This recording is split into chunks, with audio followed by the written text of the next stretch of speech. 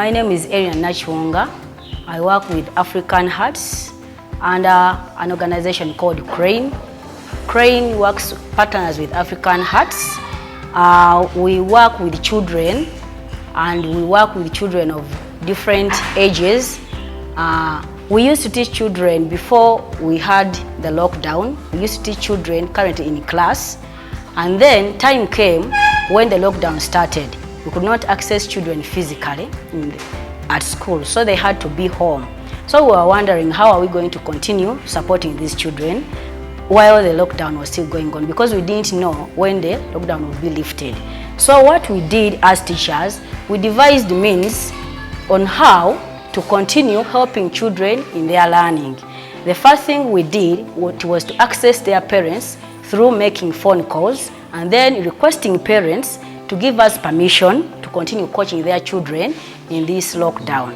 So what we did, we could set questions and then send them on the parents' phones. Children could access them through learning SMSs and then write their answers. And then in the evening, we could give them time. In the evening, we could make learning coaching calls.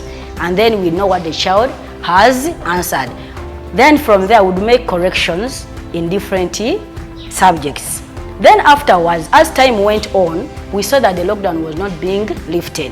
And these learning coaching calls were becoming many because the number of the children was increasing day by day. So what we did as teachers, we sat still and we devised means of developing what we call learning packs in different subjects: social studies, maths, English, and other, even secondary resources. I work with children in primary school, that's why I talk about these ones, but there are also secondary resources we developed. So what we did, we could call these children, they could come putting on their masks, we could observe all the SOPs. They could come to the centers where they used to study from and pick them. We could give them different hours of picking the resources.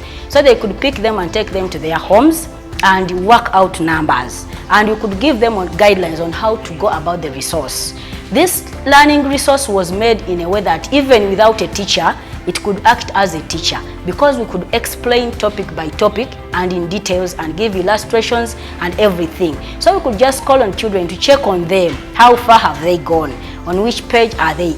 So we used to help children like that, and still we are doing that. Even if you have some classes back at school, but you still have P5 up to P1 still at home, and then you have senior 1 and senior 2 and senior and senior 2 still at home. So what we do, we are continuing with this work. It has been a long journey, but I think we have made a difference.